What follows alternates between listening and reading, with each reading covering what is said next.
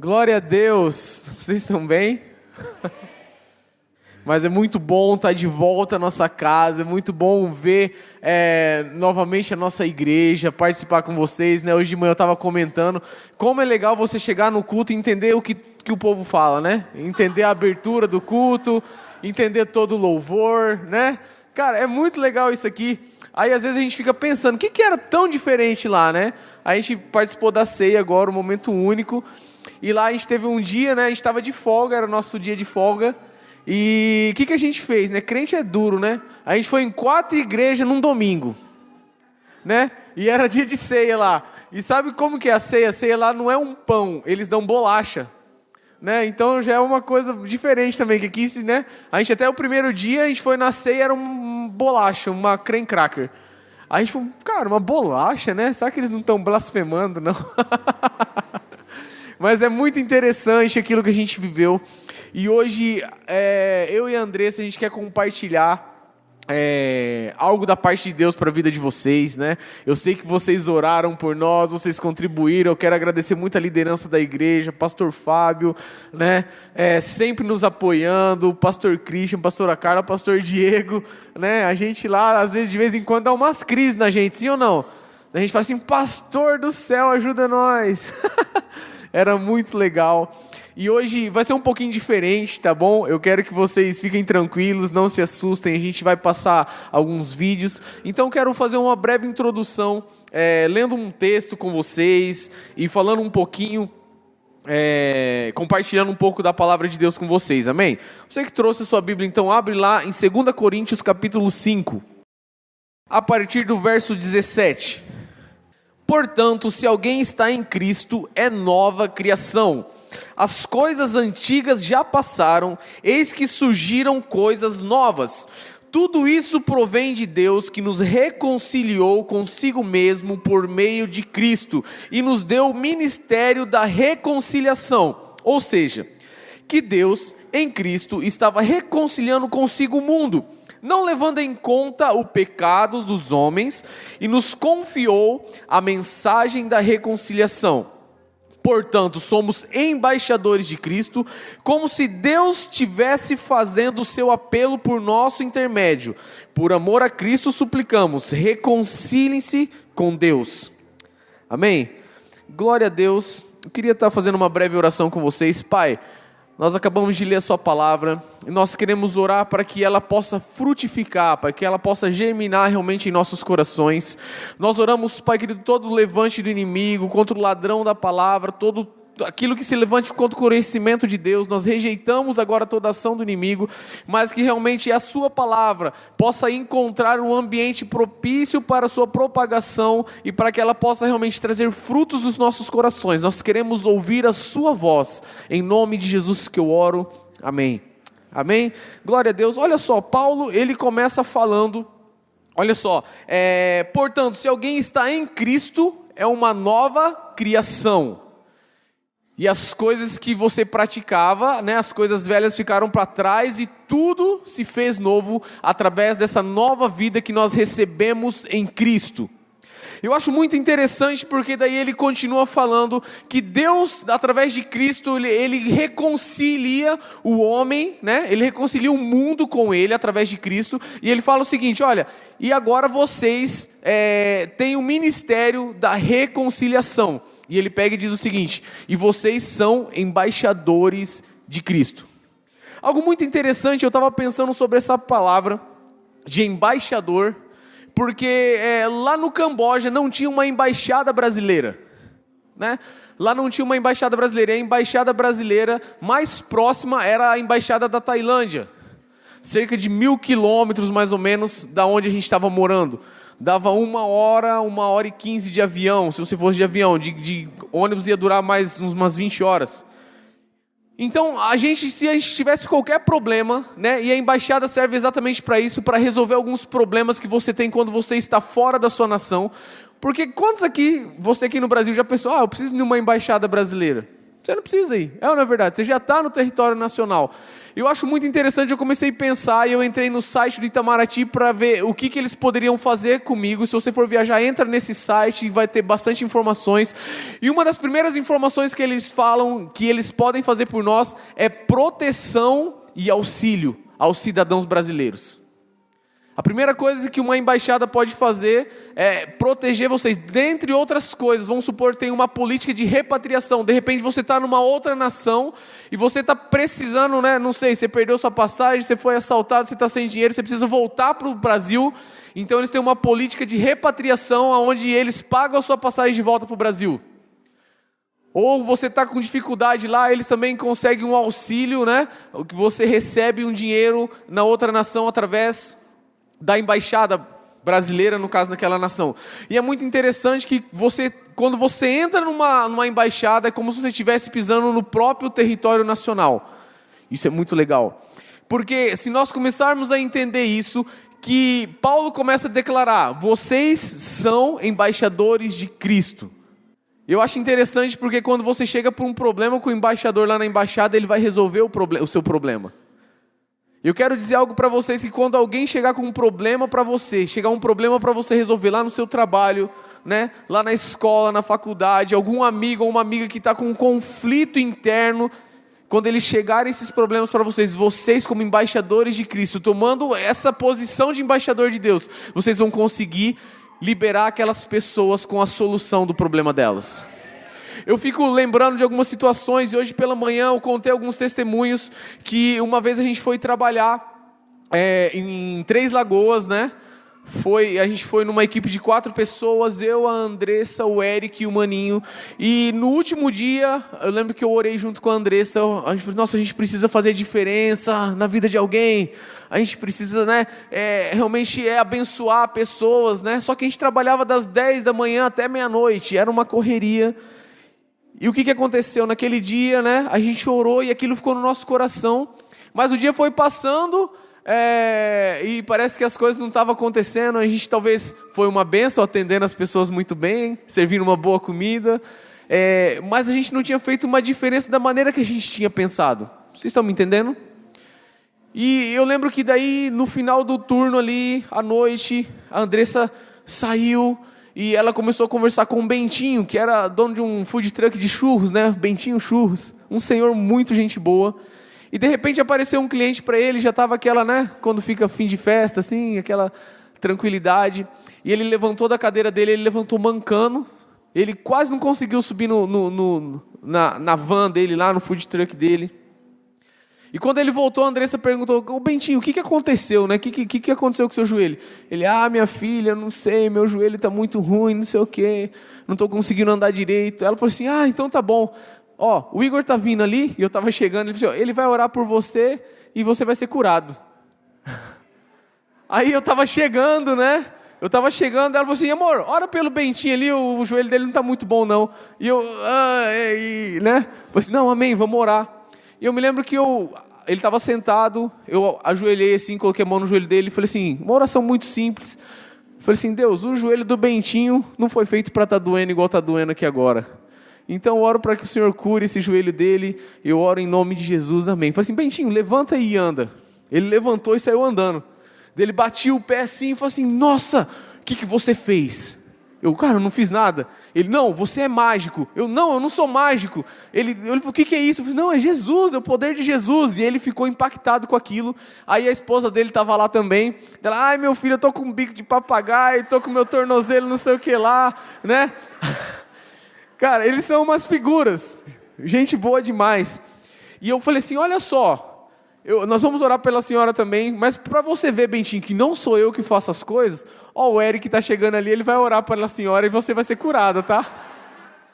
Não, o que eu recebi eu estou passando, não é verdade? Aí o Eric já chegou, tipo, amém, vou orar. O Eric orou pela esposa do Bentinho e ela foi curada. Uau! Naquele dia, depois, a Andressa e ele, junto com o Eric, fizeram a oração da legalidade, o Bentinho, a esposa e o filho aceitaram a Jesus naquele dia. E a gente ficou, uau, Uau, esse é o poder de nós entendermos que nós somos embaixadores de Cristo. Eu me lembrei de uma outra história. Eu trabalhava numa loja de telefonia, né? E a gente estava ali na loja, na frente, no guichê ali. E aí uma amiga minha falou assim: nossa, estou com dor de cabeça, Igor, você não tem um dinheiro para comprar um remédio? Eu falei: é claro que eu tenho. Então eu levantei assim, ia lá, fui pegar o dinheiro. Aí no meio do caminho eu parei e falei assim: não, quer saber? Vou orar por você primeiro, né? Aí eu voltei e falei: não, eu não posso orar por você não. Ela: claro que você pode. Eu falei: então tá bom. Eu orei e falei assim: Deus, ela está com dor de cabeça, a cabeça dela não foi feita para doer, né? Então, né, tira toda a dor e tal. Orei por ela. E daí eu falei assim: amém. Ela demorou um pouquinho para levantar, né? Eu falei assim: meu Deus, será que eu machuquei o pescoço dela agora? O que está acontecendo, na verdade? E quando ela olhou, ela voltou para mim assim, emocionada, e falou assim: Igor, a dor foi embora. Eu: uau! Uau, que legal. Mas vocês estão entendendo? Quando a gente toma posição de um embaixador, quando as pessoas chegar com um problema para você, você vai resolver aquele problema, porque você é o embaixador de Cristo. Nós podemos entender que quando as pessoas vêm até a igreja, nós podemos colocar a igreja como uma embaixada. Elas vêm procurando uma resposta, uma solução para um determinado assunto, um determinado problema que ela está passando. E quando ela se depara com o embaixador, que sou eu e é você, amém? Ela consegue respostas da parte de Deus sobre aquele assunto que ela estava precisando. Eu me lembro que, se a gente começa a olhar, e em Efésios, Paulo ele fala também algo a respeito disso, que ele fala assim: olha, a nossa cidade está nos céus, de onde também esperamos o Salvador Jesus Cristo. Ele começa a dizer: olha só, a sua nacionalidade, eu nasci em Dourados, eu nasci aqui, eu sou de Dourados, mas a minha pátria de verdade não é aqui, é os céus. E é isso que Paulo começa a falar. Ele fala assim: olha só, vocês moram na terra, mas vocês não são da terra.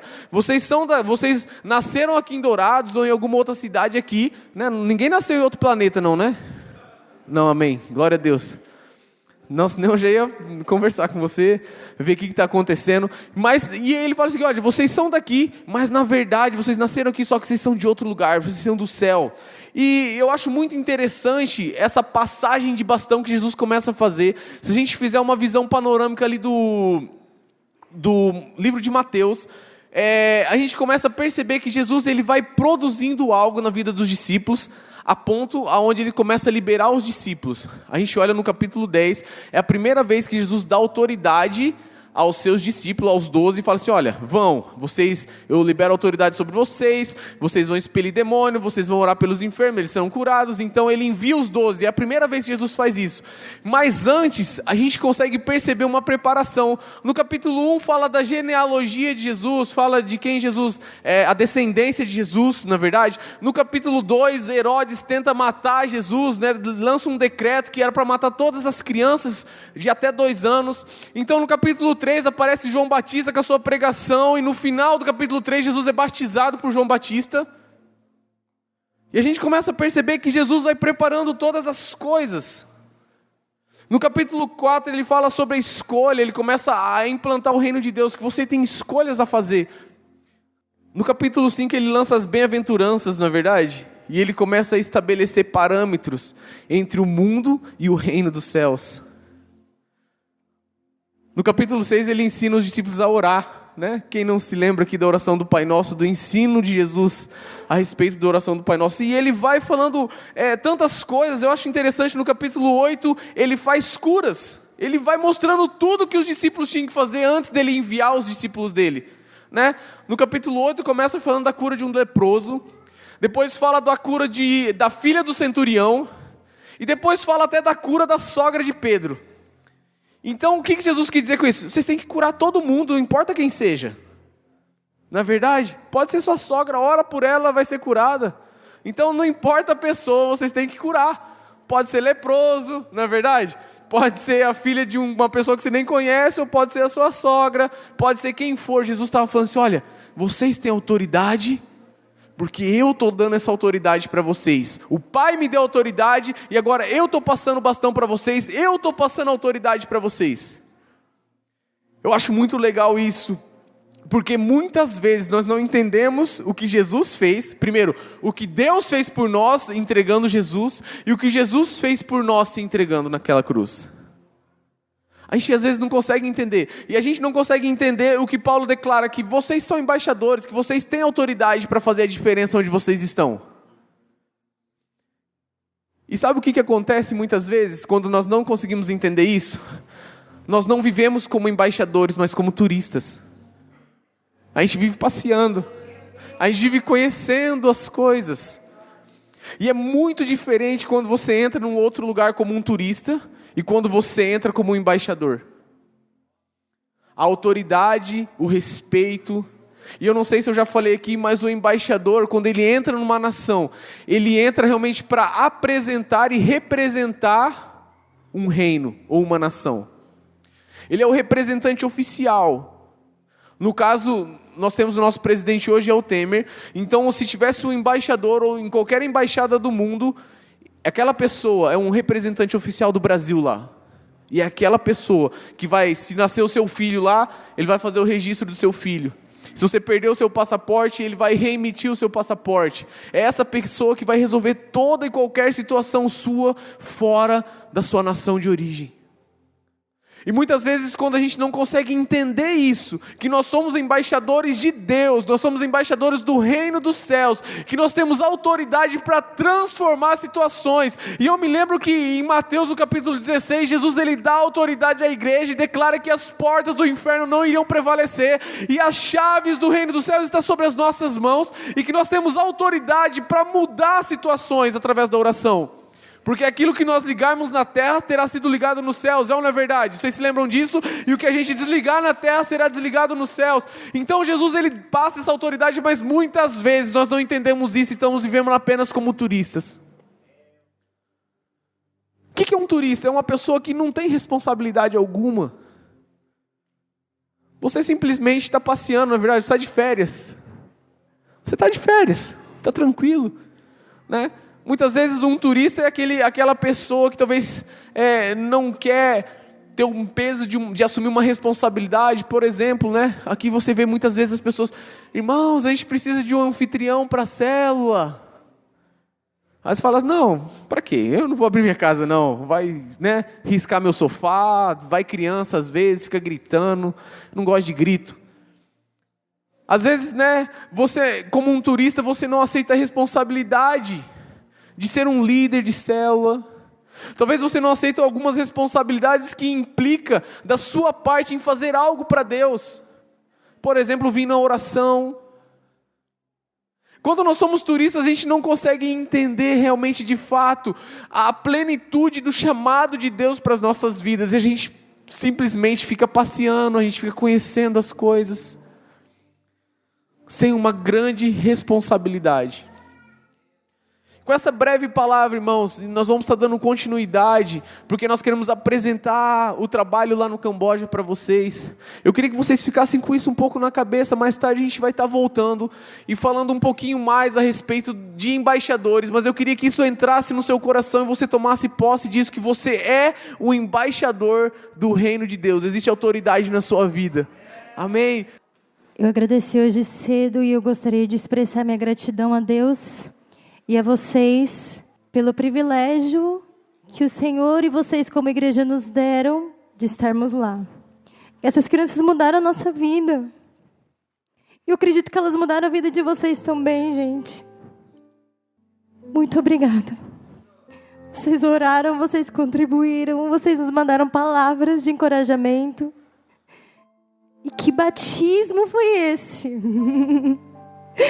Que maravilhoso.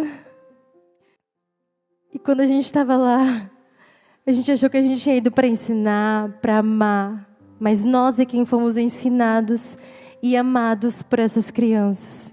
É nítido ver a alegria delas, né? No vídeo. É nítido sentir o amor que elas têm, tão puro.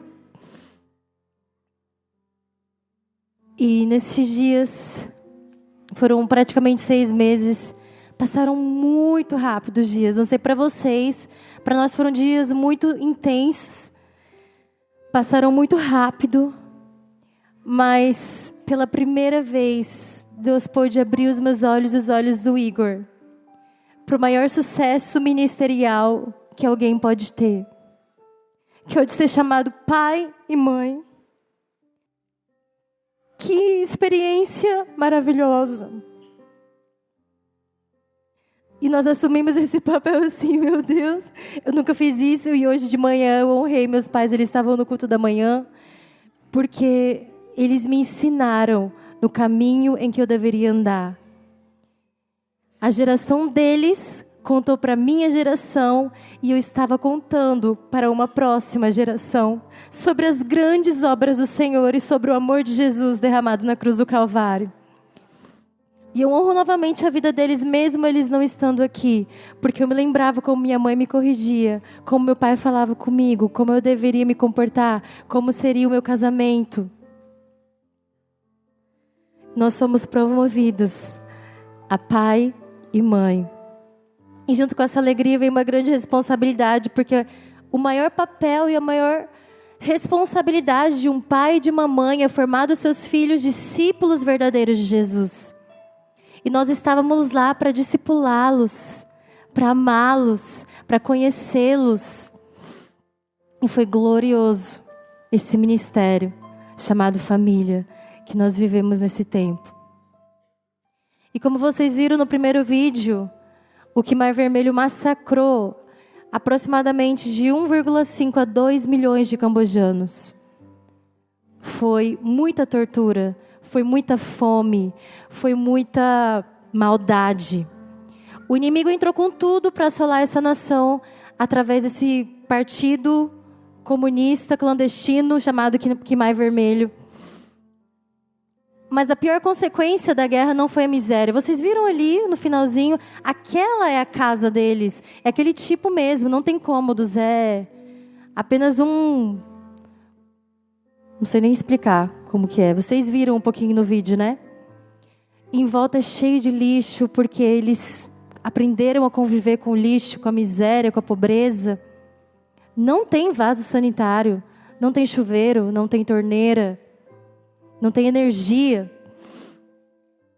E essa não foi a pior consequência, não foi a miséria, não foi a fome que muitos milhares no Camboja passam. Não foi a passividade, porque eles se tornaram um povo passivo, eles não têm coragem de dizer nada, eles têm medo de falar, com medo de serem mortos. Até porque o primeiro-ministro que está lá, ele é um pouco ditador, apesar de ser uma democracia. E ele vai matando quem fala contra. A pior consequência não foi a destruição da economia, porque eles fecharam escolas, fecharam empresas, fecharam indústrias, fecharam tudo.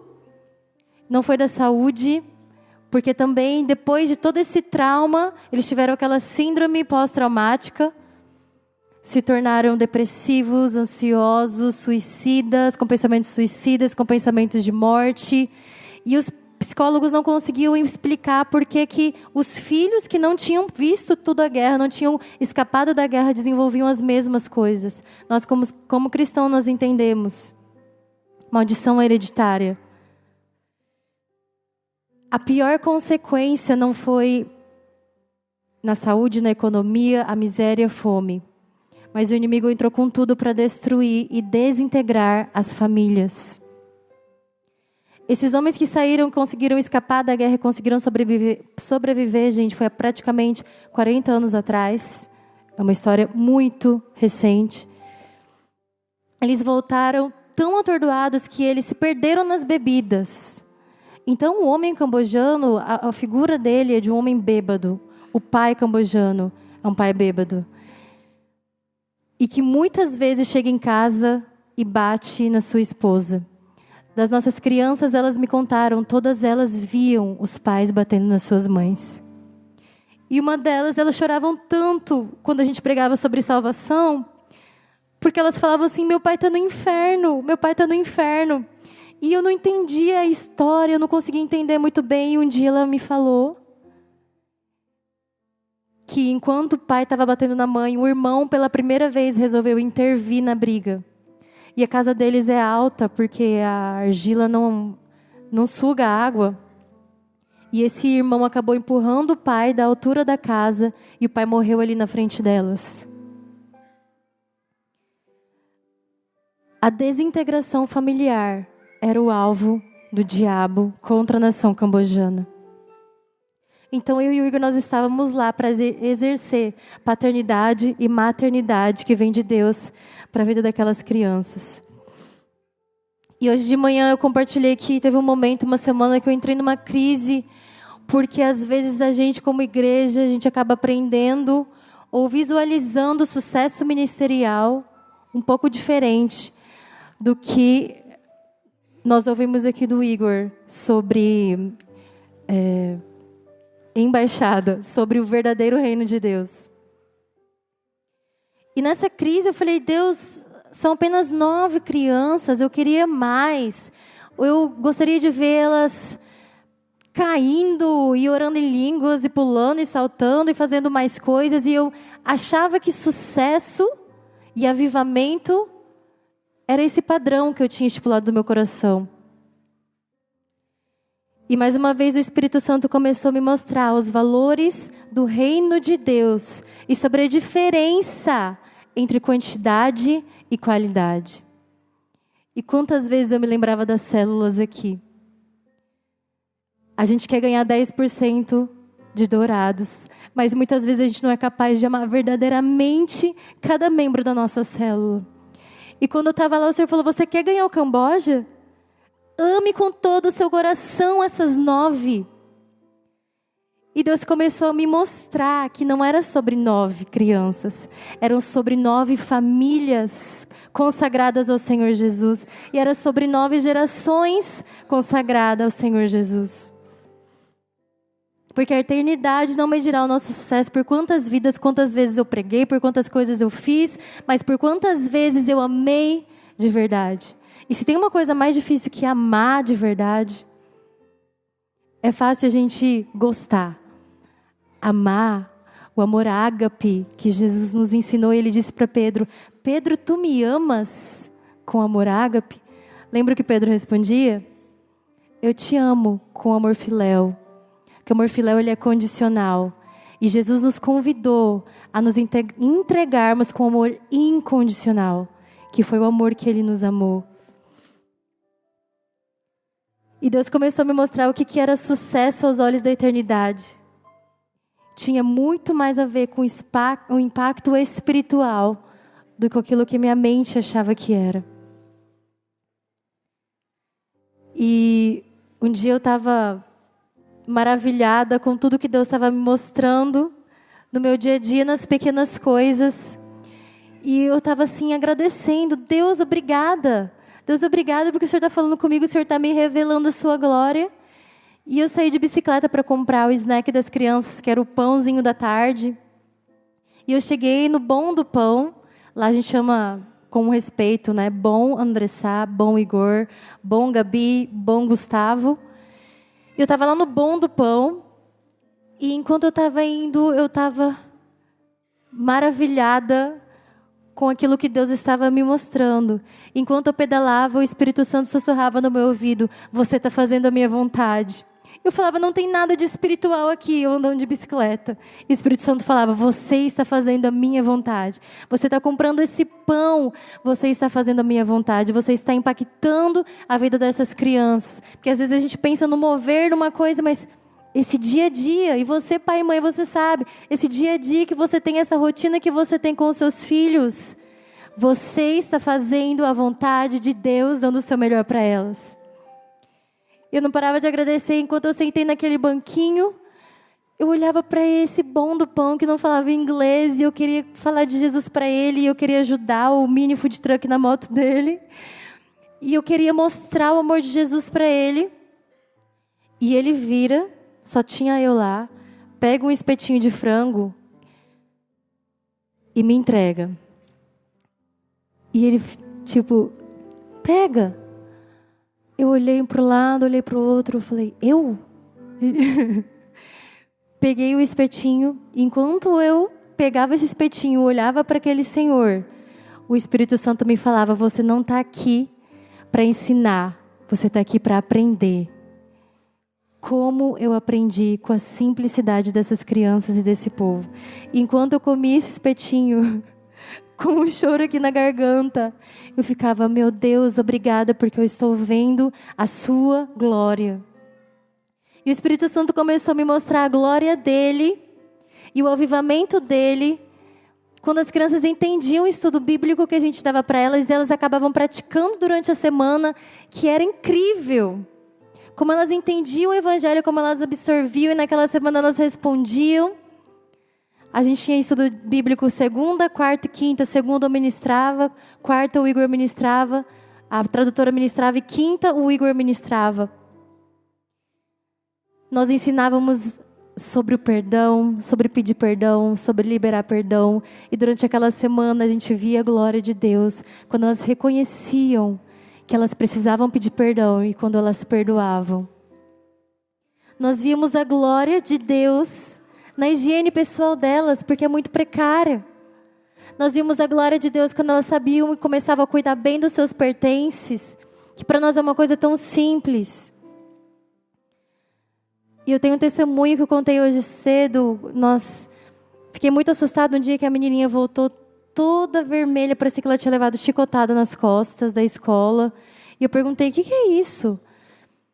Eles têm uma cultura lá, budista, que eles acreditam que existem maus espíritos ou mau ar dentro do corpo e você precisa expelir. Então, eles fazem assim, com algum objeto cortante, ou nas costas, ou queimam a cabeça, se você está com dor de cabeça, para expelir esse espírito.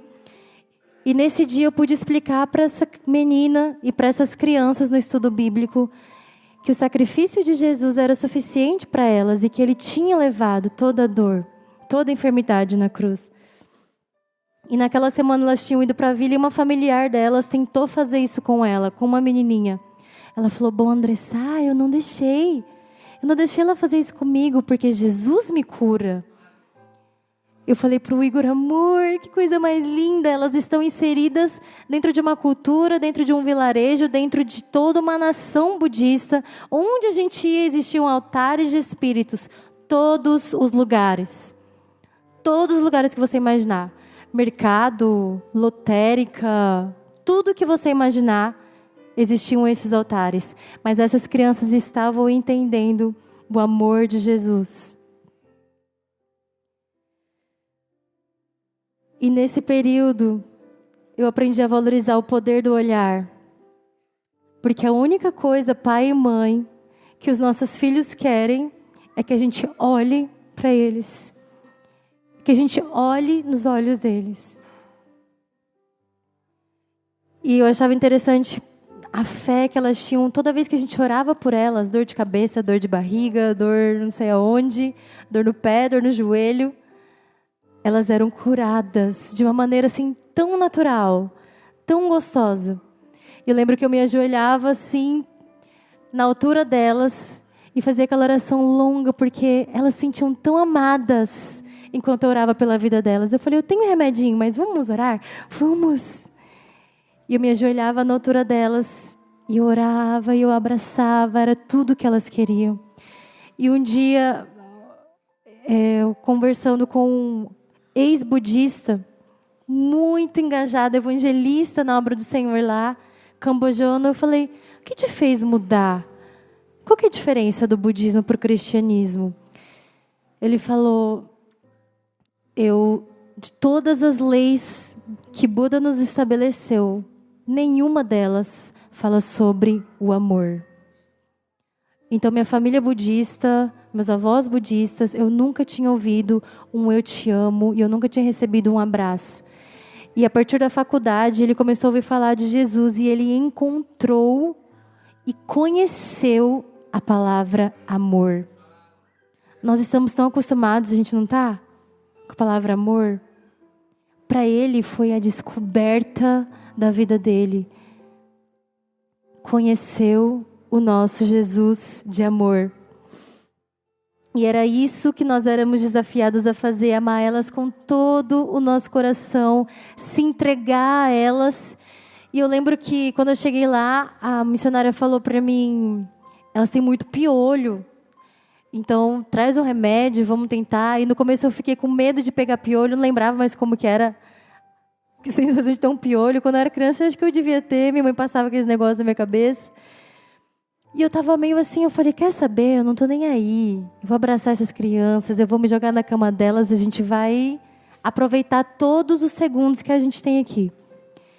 E aí sempre elas brincavam, porque elas tinham mania de ficar caçando piolho uma na cabeça da outra. Um dia eu tirou mais de 30 piolhos da cabeça de uma.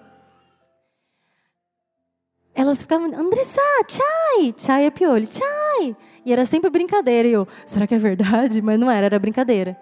Um dia eu ouvi um grito assim, tchai! Tipo, tem um de verdade aqui. Nossa, a gente era grandinho, porque, ai meu Deus! Mas, gente, foi maravilhoso e eu aprendi esse poder da semeadura. Eu estava me entregando para elas porque eu queria que elas se entregassem para mim, confiassem em mim e no Igor, e olhassem para nós e sentissem toda a segurança do mundo. E com essas sementes que nós fomos plantando dia após dia, nós começamos a entender o olhar de tristeza, o jeitinho do timbre da voz, o jeitinho deles caminharem de cabeça baixa, cabeça erguida, a personalidade, os gostinhos, o que eles não gostavam. E a gente começou a obter a confiança delas. Eu lembro que nos últimos dias, eu ficava sempre lá, perto da hora de dormir, no quarto das mais velhas. E era tão gostoso, a gente conversava e conversava. E elas abriam coisas do coração delas. E elas falavam sobre a família delas, sobre a escola, sobre os menininhos que elas gostavam. E eu ficava maravilhada, eu pulava de alegria por dentro, que eu falava, meu Deus, elas estão confiando em mim. Elas estão falando para mim os segredinhos delas. E isso rendia muitas risadas. E como foi gostoso. E vocês viram no vídeo, nas primeiras imagens, a Siné, que estava hospitalizada. E a gente, fiquei 2 dias no hospital, me identifiquei com aquelas mães doidas do hospital, porque não tinha diagnóstico. E aí eu andava para um lado, andava para o outro, e o médico trocava, e cada um dizia que era uma coisa, e a gente não tinha. A gente mandou o WhatsApp para os nossos amigos. Falamos, orem por nós, orem pela Siné. Ela está assim, ela chorava e urrava de dor. Passei uma madrugada com ela antes de ir ao hospital, 40 graus, não baixava a febre com remédio. Fomos para o hospital mesmo com remédio, 38 graus, não baixava essa febre. E aqui no I Pray, a pastora Suelen começou a levantar um clamor. E esses jovens começaram a orar. E eles declararam e enviaram um áudio para nós, a oração, de que ela sairia do hospital aquele dia. Enquanto aqui era meia-noite, lá era 11 horas da manhã, eu brincava que a gente estava no futuro. E naquele mesmo dia, enquanto eles estavam orando aqui, declarando que ela sairia do hospital, ela estava com a febre baixando e o médico estava dizendo, vocês podem voltar para casa. Nós experimentamos o poder do amor que atravessa oceanos, atravessa continentes. Esse é o poder do amor de Jesus que nos une, que nos faz em um.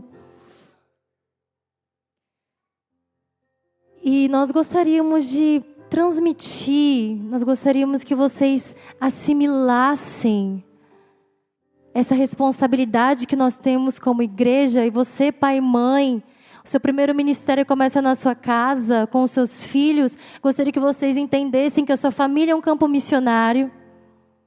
E que a partir do momento que você pisa o seu pé para fora dessa igreja, você está pisando em campo missionário. E que nós temos uma responsabilidade como igreja de amar os perdidos lá fora, que estão numa escuridão tão grande quanto os cambojanos estavam. E a partir desse amor que nós, como igreja, podemos amar essas crianças, pela fé, nós conseguimos enxergar uma igreja vencedora, como esses soldados que nós vimos entrar aqui. Tanto aqui em Dourados quanto no Camboja. Essas crianças estão mudando a história do Camboja. Nós não temos dúvidas disso. E eu tinha pavor de ser chamada de missionária, né, pastor? Eu falei para a igreja hoje cedo. Missionária, me chamando de tudo, menos de missionária. Porque eu tinha aquela imagem daquela pessoa toda largada. E hoje, com muita alegria, com muito temor, eu me sinto muito honrada em poder ser chamada de missionária. Em poder reconhecer esse privilégio de carregar essa mensagem de amor. E eu gostaria de ler com vocês e chamar o Ministério de Louvor aqui. Passagem de Isaías 58, versículo 6 a 12.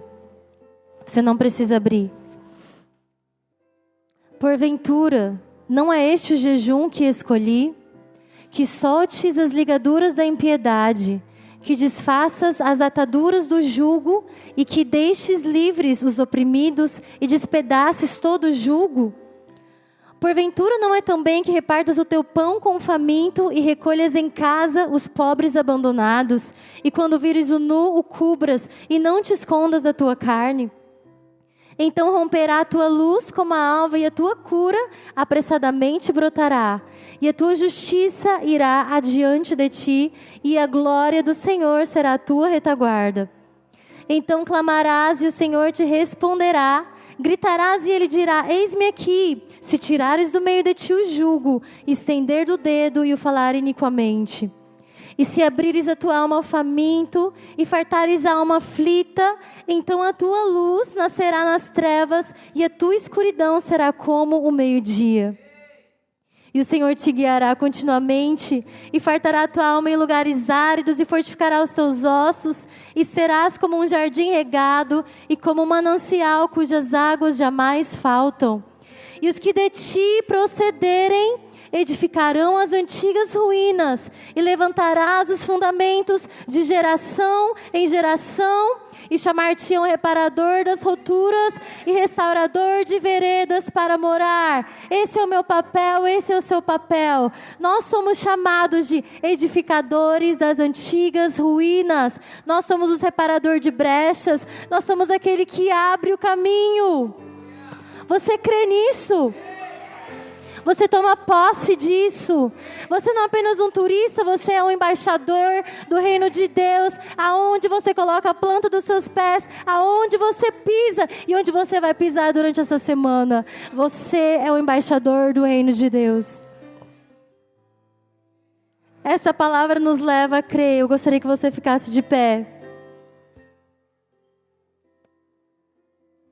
Essa palavra nos leva a crer que pelo poder do sangue de Jesus, aquelas crianças no Camboja, elas dão início à primeira geração da sua família, de uma geração eleita, escolhida pelo Senhor, que fará a diferença naquele lugar. E a partir delas, pelo sangue de Jesus, a desintegração familiar acaba. E a partir delas, o divórcio acaba. E a partir delas, a miséria dá lugar à prosperidade, a desesperança dá lugar à esperança, as almas áridas encontram jardins regados. A partir delas, as doenças dão lugar à cura da alma, do corpo e do espírito.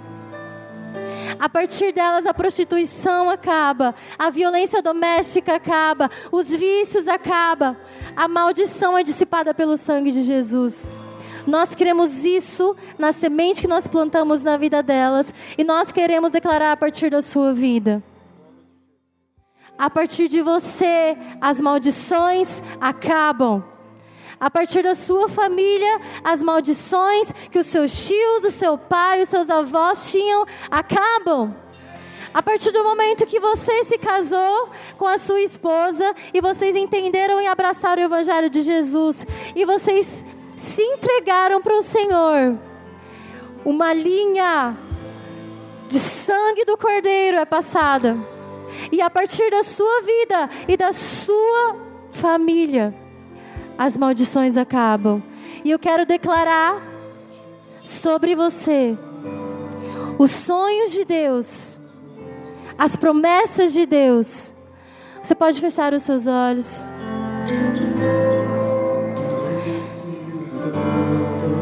A quem enviarei? E quem há de ir por nós? Diz o Senhor. A quem enviarei? E quem há de ir por nós? Diz o Senhor.